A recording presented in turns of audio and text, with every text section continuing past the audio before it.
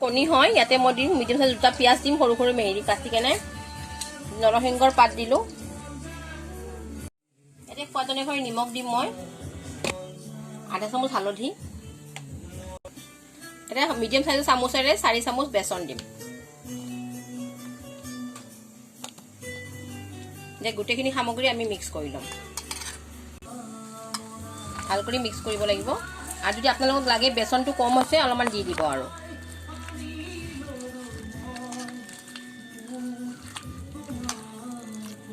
মোৰ তেলখিনি গৰম হৈ গৈছে এটা মেৰিনেটখিনি ইয়াতে আমি এটা ইয়াৰ কণী বৰা ফ্ৰাই কৰি লম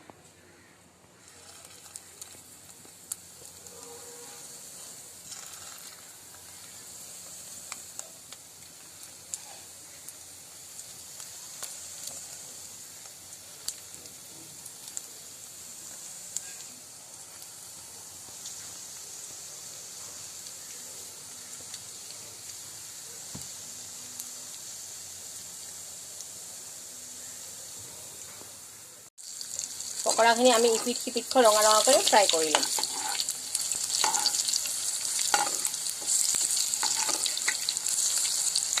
এনেকৈ গোটেই পকৰাখিনি মই ভাজি লম মোৰ পকৰাবিলাক ভাজা হৈ গ'ল মাছৰ পকৰাবিলাক এতিয়া আমি ইয়াক ঔটেঙালৈ ঝোল বনাম মোৰ তেলটো গৰম আছে মই এটা ৰচুন চম্বাৰ দিছোঁ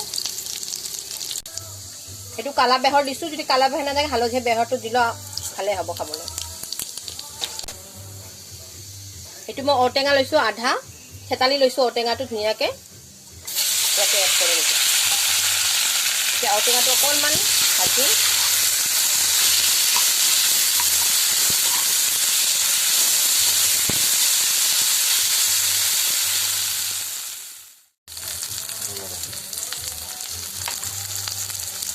সোৱাদ অনুসৰি নিমখ দিম আমি ইয়াতে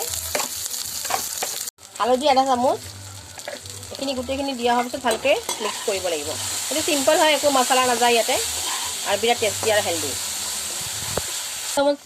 ইয়াতে মই 2 চামুচ আটা আৰু পানী মিলাই লৈছোঁ আৰু ভালকৈ মিক্স কৰি লৈছোঁ মিক্স কৰি এখিনি এতিয়া ঔটেঙাত এড কৰিম এখিনি মিক্সচাৰখিনি এটা ঔটেঙাত এড কৰিলোঁ এড কৰি আৰু ইয়াতে 2 বাটি পানী এড কৰিম মই ভালকৈ মিক্স কৰি দিম এটো উতলালৈকে আমি অপেক্ষা কৰিব লাগিব আমাৰ ঝোলখিনি উতলি আহিছে ইয়াতে মই মাছৰ পকৰাখিনি ইয়াতে এড কৰি দিম মাছৰ কণী ধুনীয়াকৈ লাৰি দিম আৰু ইয়াক 5 মিনিট হাই ফ্লেমত ঢাকি থৈ দিম আমাৰ 5 মিনিট হৈ গ'ল চেক কৰোঁ আহক হৈ গ'ল আমাৰ ঔটেঙা লগত মাছৰ মাথা কণী আহক সাৰ্ভ কৰি আপোনালোকক দেখুৱাই আছোঁ আমি সাৰ্ভ কৰিলোঁ ঔটেঙাৰ লৈ মাছৰ কণীৰ পকৰাৰ ৰেচিপি আৰু সিম্পল ৰাইচ আৰু এইটো মাছৰ কণীৰ পকৰি গতিকে মোৰ ডিশটো যদি ভাল লাগিছে মোৰ চেনেলটো লাইক শ্বেয়াৰ এণ্ড সাবস্ক্ৰাইব কৰি দিব সকলোকে ধন্যবাদ